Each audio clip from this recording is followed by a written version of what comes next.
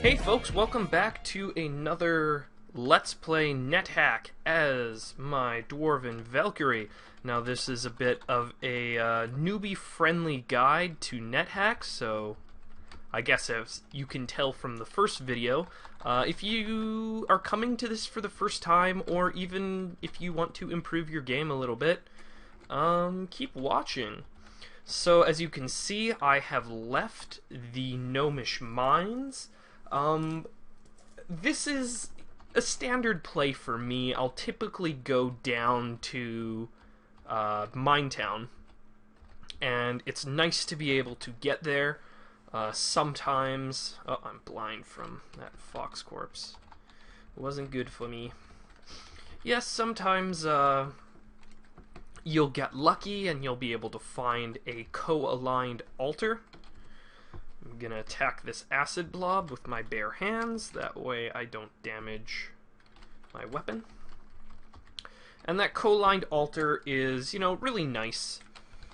You can start making sacrifices to your god, get some really awesome god gifts, which is good. And even if you don't find a co-aligned altar, remember you can always donate gold to temples. Even if they're not of your alignment, and you can still get benefits from doing that. And now, one of the main reasons why you would want to give gold to temples is if you give... No, I'm not sure on the modifier, I'd have to look it up again. It's either 200 or 400 times your player level. Beginning to feel hungry. Wait, am I... Yeah, Blessed Dagger. 200 or 400 times your player level, you will be able to get some intrinsic protection, which means your AC will just go down. And that's really good because even when you have the best armors and everything on, you can only get your AC so low. You can only enchant a piece of armor so much before the chance just gets way too high that it will be disintegrated. But the limit, or for there we go. Still hungry. Now there is a limit for the divine protection you can get from donating gold. But it's pretty, you could still get a lot. I think you can get at least -5 AC just from doing that. Yum, yum, yum. Eat that Roth corpse. Now, Roth, yeah. Roth love to, keep forgetting that 5 doesn't mean rest. They love to travel in groups, so it makes sense. Oh, I don't want to read. I want to eat it. There we go. Makes sense that I would encounter a bunch. Now, I don't want to eat that bat corpse. Bat corpses will always confuse you when you eat them. So generally, just leave it there. Maybe let your pet eat it, because pets can't be confused by bat corpses. I don't know why this is. Usually, I don't know. Maybe it goes with the whole feeling batty. Alright, that's a big gold surplus for me. What else have I discovered? I looked up a little bit of information. Scroll down to my gems. So a hard yellowish brown gem will always be a topaz. And usually hard stones will always be one kind of valuable stone. For instance, a hard white stone will always be a diamond. But there are two other valuable white gems think the opal and the dilithium crystal, which will be very much worth selling. Now, let's check. Lizard corpse, 4 food rations? Holy smokes. I believe I've said this before, but ponies can be tamed with... Ooh, elf. Okay, I'll go toe-to-toe. Elves can be kind of hard sometimes. Awesome, he left a corpse. Elf corpse can give intrinsic sleep resistance. Another elf, and like orcs, they very often like to... And yeah, jumps into the hole. Nope, no intrinsic sleep resistance. So it would have given me the say the phrase after I've eaten it. It would say, "You feel wide awake," and that's how you know you have sleep resistance. Now, elven leather helms can be good depending on what character you are. If you're playing as a casting class, they're a very good helmet because they do not hamper casting, and you can enchant it very high. I think you could get it safely to about +5, and I've seen, because you can get like massive stacks of them, and if you have the patience and the resources to write a bunch of enchant weapon scrolls, or armor scrolls, sorry, you can get it as high as 7. Ooh boy. So here is a lamp. Now the bonus, I went to Minetown, and remember I named one of the lamps oil lamp, and this is not an oil lamp. This is just regular lamp. So that means it's the other kind, which is a magic lamp. Now, normally you could go right ahead and rub that magic lamp with #rub, but I'm not going to do that. I'm not sure at the particular outcomes. I'd have to look that up, but an uncursed magic lamp has a greater chance of just creating a friendly genie, which doesn't really do much for you.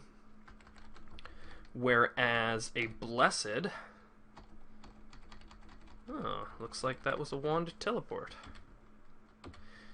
A blessed magic lamp, much, much better. Ooh, yes, found some elven mithril. Now, I'm kind of regretting not having a, whoa! Tons of elves in this level. Kind of regretting not having my pet.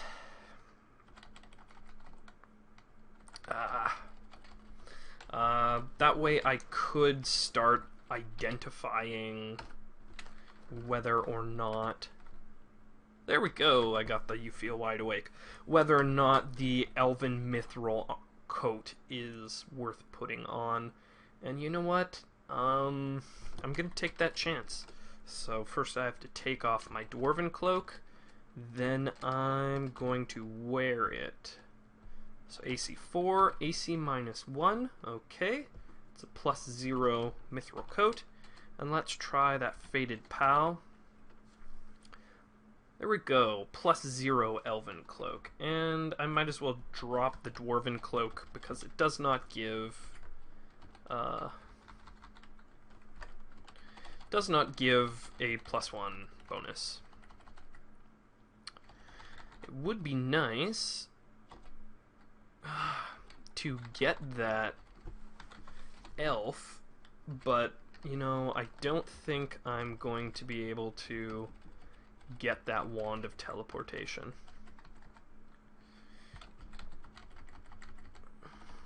Okay, I've pretty much explored this and got what I wanted from it.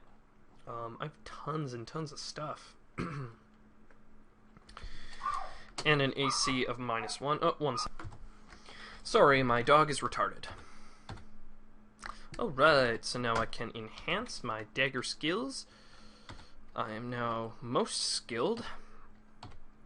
And I think I might stop using a dagger. Just because I need to start working on my longsword. And I think that's as high expert as I can get the dagger. So now switch to longsword and start throwing daggers. Okay, let's wait so I can bottleneck this jelly.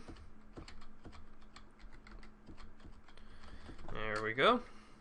And I'm not even worrying with those spell books. If there's a shop on this level, I might sell it. Ah, you again. Man, those woodland elves. Pain in my butt. And now we're actually dungeon level 6, so I can start looking around for a fountain. Hopefully I can find one on this level. Oh, and I am in luck. It looks like I have stumbled on the Oracle. Now the Oracle is a pretty good way of partly eaten gnome corpse. Yum yum yum. It's a pretty good way of kind of getting some good tips and tricks about Nethack playing. You can chat with the Oracle. You have the option of doing a major divination or a minor divination, and that will do different things. Give you different tips and advice. So let's go ahead and dip that longsword. And there's a lot of bad things that can happen, like what you're seeing right now.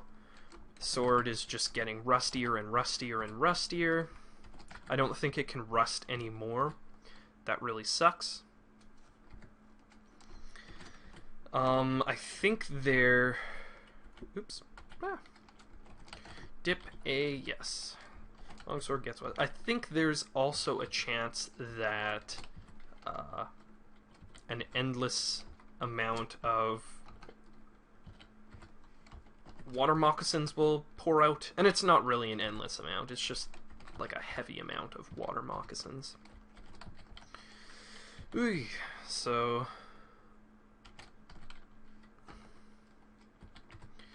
As you can see, this is kind of a long process, and you will probably dry up a lot of different...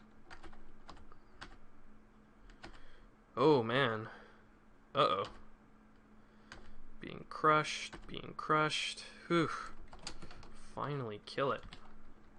Train that longsword. Yeah, I thought that was an owlbear.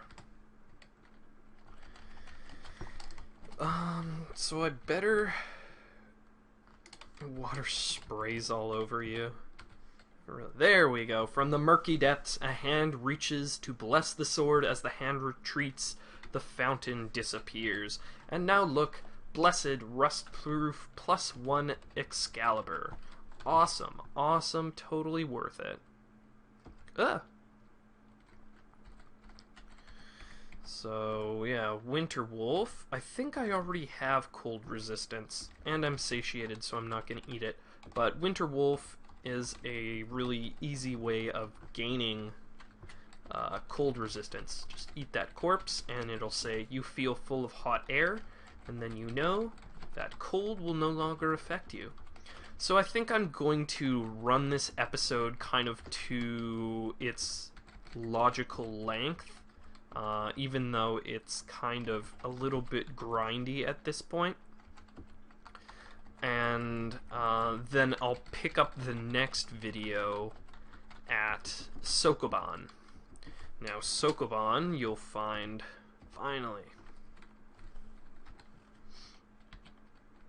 and a Wand of Digging, though I doubt that has any charges left. Sokoban, when you're going down... Oh, wow. There's a lot of mimics in there. Going down the dungeon.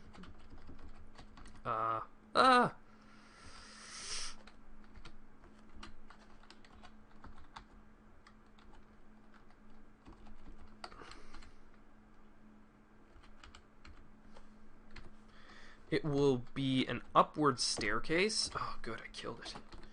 Nymphs are... so aggravating. You'll see it as an upward staircase, which you can go up to Sokoban, and it's kind of like a little puzzle game. Actually, I might even... Yeah, I might put a break now, and then I'll pick up once I get to Sokoban, so I'll see you there. Hey, I'm back. I actually didn't have to go that far. As you can see, Sokoban was on the exact same level. But I did do a little bit of shopping. I found out that I was holding on to some identify scrolls. So I burned the first one to identify my 2 topaz stones, and sold them for 900, and then used that to buy some an identify scroll, identify a 400 Zorkmid scroll, which turned out to be a scroll of genocide. Just as a brief note, a scroll of genocide, a regular one, will genocide a monster so that it will never appear throughout the game, which can be really good because there are a lot of monsters like Mind Flayers, which can just, their special attack allows them to grab onto your head and suck out your brain, and then you're dead. So that can be a one-hit kill sometimes. But a cursed scroll of genocide, which is sometimes called reverse genocide, will, instead of wiping out all of a certain creature, will call a bunch of creatures to you. So you want to wipe out those pesky Mind Flayers, you read one of those, and now you're surrounded by 8 Mind Flayers. So it can kind of be a game ender. So first thing in Sokoban, I'm basically going to drop all of the crap I will not be needing. All these crap gems. Oh, wait. I want capital D. That's what I want. You can generally come upon tons of rings, wands, and food in Sokoban. So generally, you don't really need to be bringing that stuff with you. Oh, I will need my key. And drop all of this crap. Okay. Some people like to make stashes on Sokoban because the spawn rules are a little bit different and I think a little bit more forgiving. But Sokoban... might as well write another Albereth to exercise my wisdom. Has some special rules to it. Now, it's a special kind of area of the dungeon, and the last level will yield either one of 2 things. It could be a bag of holding, which I really hope it is, because bags of holding are pretty awesome to have. You bless that, and all of a sudden, everything in it is 1/4 of the weight. But it could hold another thing. An amulet of reflection, which I guess in itself is pretty good. Now, I just picked up 2 scrolls here. The names will always be randomized, but the type will always be the same. These will always be scrolls of earth.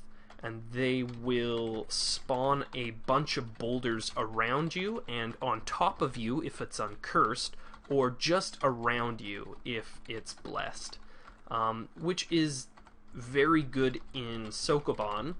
It's sort of a, I don't know, like a get-out-of-jail-free card, almost.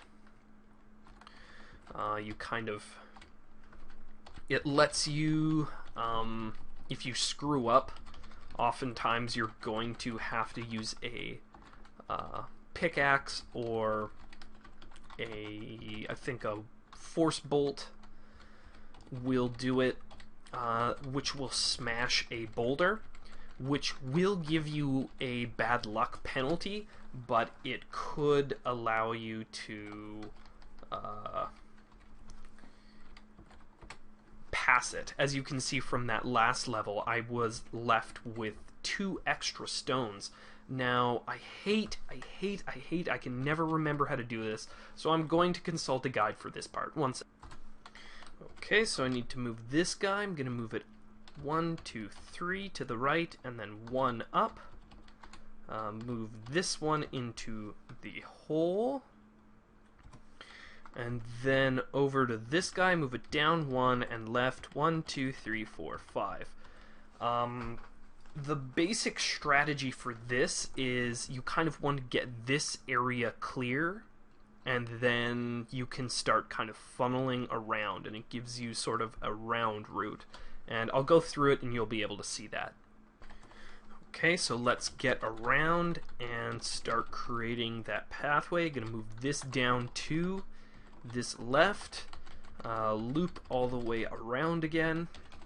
Another great thing about Sokoban, besides having tons of wand and food, let's engrave test this wand. Oops.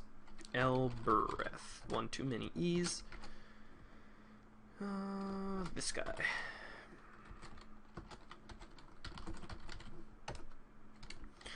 Riddled with bullet holes, that's going to be... I think that's going to be Magic Missile.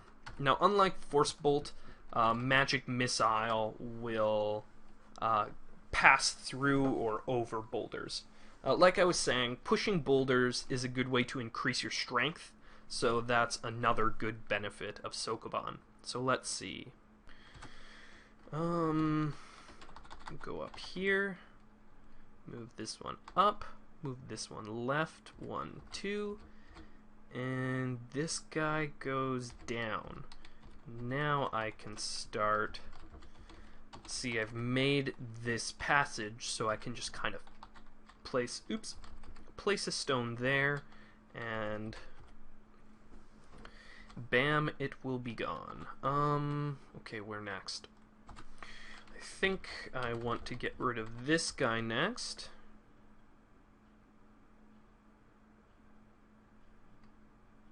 Okay, 1 second. Oh yeah, okay. So, bring this all the way to the right, push it up, then I'm gonna loop around. I'm gonna pick up this so I can stop getting that, message. Homunculus corpse, don't eat it. It's poisonous. It is not good for you. You will get sick. Now I can start... what one do I want to target next? Actually, this guy is pretty easy, so bring him down. Bring him a bunch to the left. Way over to the right, and another one. So there's a number of things that will get you bad luck in Sokoban, and it's basically anything you can use to abuse the or find a way around doing this puzzle. So like I said, breaking rocks, spawning rocks will give you a luck penalty, as well as there's some things you can do where you basically put on a ring of levitate and then throw something in the opposite direction of where you want to go. And because of Newton's second law, it will kind of propel you along.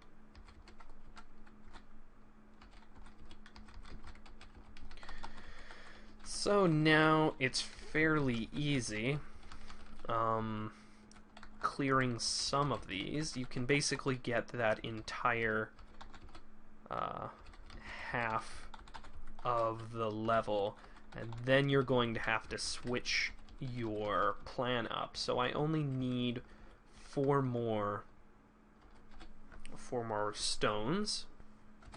Now I'm going to want to create a different kind of pathway. So move that down, move that to the left, and I've got a pathway that kind of curves all the way up, and then I think it's up with this guy. Yeah, so this one goes up, this one goes right, up, right, and now I can start getting rid of some. So move all the way around. Or wait, is that right? Oh, I think there might be a couple things I need to do. Yes. I'm going to have to push this guy down, then loop all the way around, and push this guy down. There we go. And now this one's kind of trying. You have to go all the way around, and I can start getting rid of those boulders. Let's take that Lembas wafer. Good eating. Lembas wafers are pretty good. They give about the same nutrition as a food ration, but they're way lighter. So adventurers prefer them. I could have grabbed that ring and fell through the hole. Generally, I don't know. I don't really care to do this. I don't think rings are terribly valuable. Like I said, I usually end up dropping a bunch down the sink anyway, which I know a lot of players are going, ah! But I do it. I do it. And finally finish this guy up. And once I drop a ring down, or cover a ring up that's sitting on top of one of those holes, it's lost forever. Not getting it back. So, I don't know, sometimes you can dive down the hole to get it.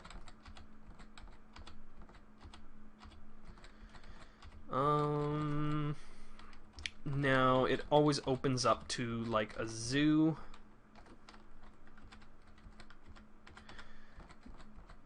Generally just try and keep outside. And now I can come in and start cleaning things up.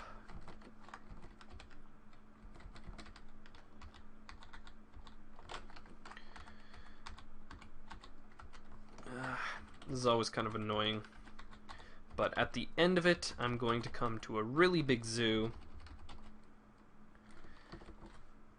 And I feel healthy. Oh, right, that gave me poison resistance.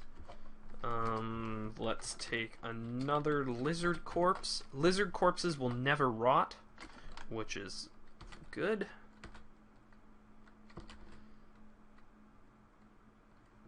Uh-oh, you feel sick. Oh. Never mind. I don't think that's food poisoning. I would get a little thing down here. You don't want to eat corpses that are too old. Or else you could get food poisoning, and that's basically like 10 or 20 turns and then dead. So avoid that when possible. Now let me think of this. Where do I want to go? I think I'm gonna have to push this over 2, and then over there. Loop around. And start opening things up. Let's do another wand test. This has become kind of a standard thing now. Alright, we don't know what that is, so I'm just gonna say question mark. Generally, things like that are kind of safe to start zapping yourself with, if you're ballsy, but I just kind of, I don't know, they generally tend to be worthless. They can be undead turning, which is okay. Now, let me think this one out. Where do I want to go? I should be able to get... Okay, if I move that down 2, that up 1, then I can just kind of loop them around. There we go. Yeah, I've done these puzzles like countless times, and they still sometimes get me. The end branch can be really hard, and that puzzle I did last time, I always hate getting that one. It's my least favorite. I also kind of hate the magic amulet puzzle. Not only is it hard, but it gives you something that's, you know, by all accounts, not extremely valuable. Okay, one good thing about Sokoban is it is unteleportable. Neither you nor creatures can teleport, which means things like nymphs and leprechauns become substantially less annoying, if that makes sense. Get rid of some more rocks. Okay, now we just need 3. And this, I find this branch to be really forgiving. You can screw up a lot and you can still pass it.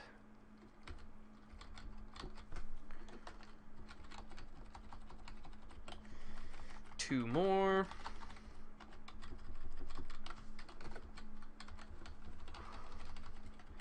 One more. Now this last one I think is a little bit harder than regular. Or not. Yeah. Love that branch. That branch is a piece of cake. Unlock the door. It's generally better to unlock rather than like kick down those doors, because there is a chance that some things are sleeping, and then when you wake them up, you aggravate them. Alright, so now we're at the final branch. But some good news is this one starts with the bag of holding, which I love. So, let's kill you. Let's identify you.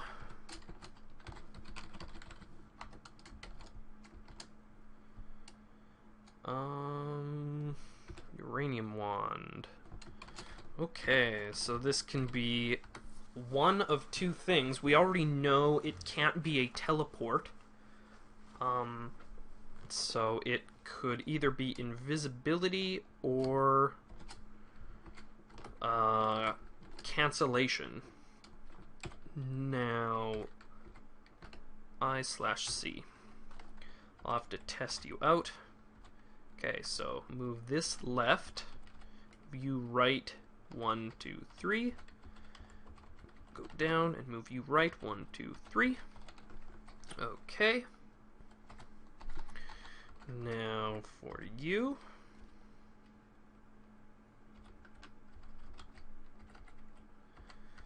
Move you up, around, and put you there. Yeah, that's where I want you. So this one's tricky. It requires a lot of setup to just get you to the point where you can start putting stones into holes. Bring you. Okay, now what? Still not where I want to be to put stones where I want, so move this left 2, this left 2, and now we can start moving the stones from this top row. So let's start with this guy.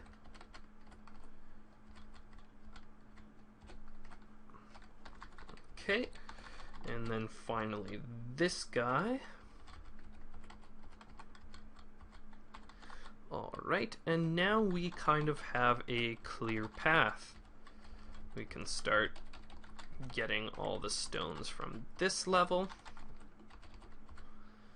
which is nice. One annoyance in Sokoban is you can sometimes get a lot of weak monsters. Sometimes will spawn or somehow travel like right in here and will never move. So you have to break a boulder just to kill it. Let's get this one out as well. And then we can start on the next level.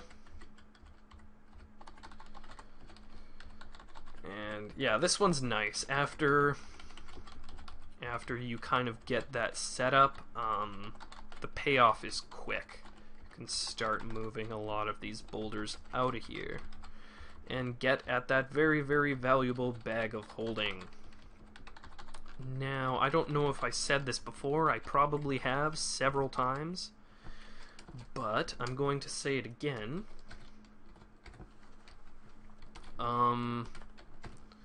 See if there's anything else that can rot. No. Holy smokes, 12 food rations. I will not want for food. Wands of cancellation. Never put a wand of cancellation in a bag of holding. It will make the bag explode, and then you will be -1. You will lose that bag of holding, which really, really sucks.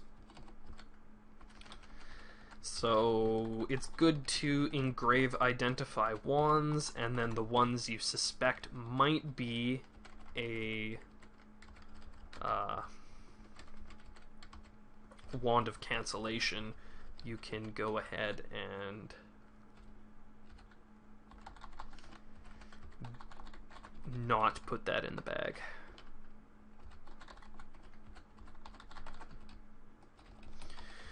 Boop-a-doo. Yeah, and from here it's pretty easy for the majority of the stones. We're going to run into a little bit of a snag once we get all of these moved in. And moving boulders makes your hunger increase like crazy. So that's probably why there's so many darn... so many darn food items around Sokoban. It's because it's so food intensive moving all of these stones. And yeah, it is possible, like you've seen, to be able to pass these Sokoban puzzles without breaking a single boulder, which is good. You don't take that bad luck hit. I don't know if I've described kind of what luck does. Because for a big part, I don't really know. I just know that bad luck will make crappy stuff occur more often, will make crappier monsters spawn more often. Just no fun.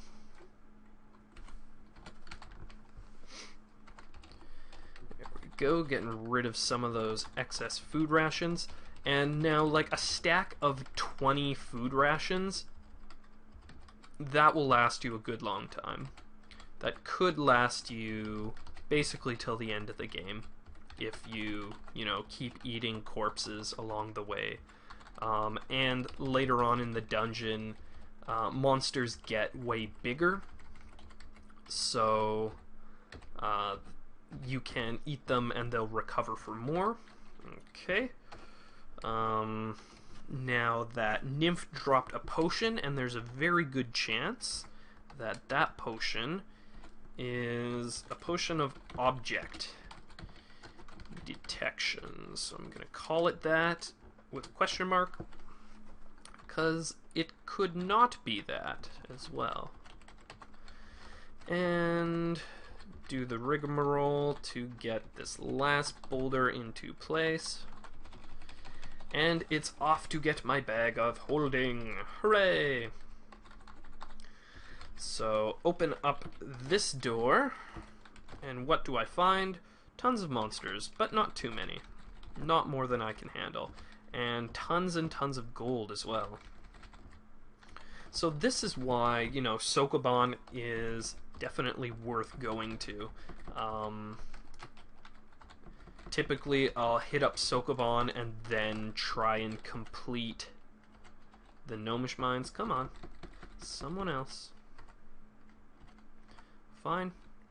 I'll go in and do it myself. A lot of these animals will be asleep. And damn, there's a lot.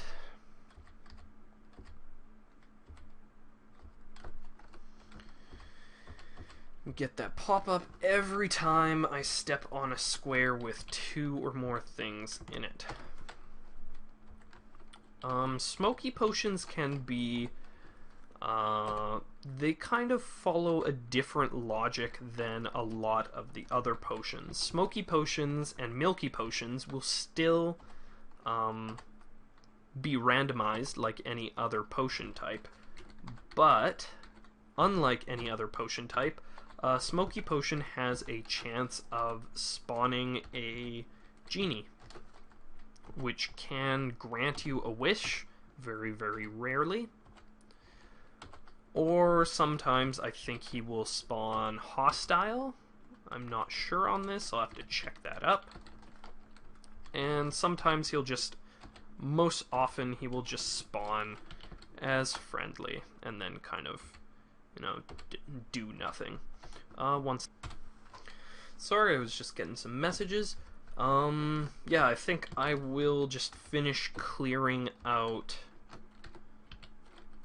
this dungeon and then pick up that bag of holding and give some advice on, you know, what should you put in your bag of holding.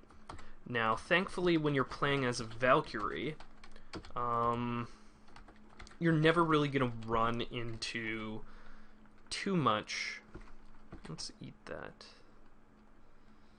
No, I don't think most Nagas give it intrinsics, but I forget which ones give which.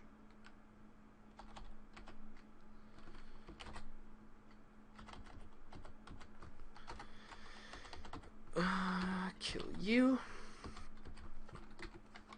Oh, and I'm blinded. Great. Being blinded's not too terrible, but one source of stupid deaths is stepping on a cockatrice corpse while you're blinded, which will instantly turn you to stone, which really, really sucks. I think even... I'm not sure about this, but searching next to one as well. Hooray, I find a bag. Let me adjust you to B, because I'll be using you a lot, and let me name you Holding. There we go. So what do you put into your bag of holding? Well, all kinds of things. I'll generally put my money. It's a good thing to put scrolls that you may not immediately need, as well as potions, because those can explode. Food is another common one. I'll put the food rations and lembas. I'll leave that stuff there. Rings that you haven't identified. Oh, I should have zapped a creature with this wand. I don't know. Wand of Light, key, and gem. There we go. And it holds everything. Uncursed will reduce the weight to 1/2 of the weight. Blessed will be 1/4, so generally it'll be one of the first things that you use a potion of holy water to bless. Me, I think I'm going to use it on that magic lamp instead. So let's try zapping that wand that direction. So it appears that it is a wand of cancellation. Otherwise it would have turned him invisible. I want my elven cloak back. And this video has gone on very, very long, so if you're still watching this, thanks for watching it. I don't know how far I'm going to go. I might just continue playing until I find an aligned altar, and then I can kind of give some advice on how to altar scum appropriately. And yeah, this character's pretty set up right now. It would be nice to get a wish that I could burn on some Grey Dragon Scale Mail, and once I get that, it's basically good game. Valkyries are just that easy to ascend. Let's see if I can enhance. Oh, well, I cannot. Oh, I need to go up a level before I can enhance it. So again, thank you for watching and take care.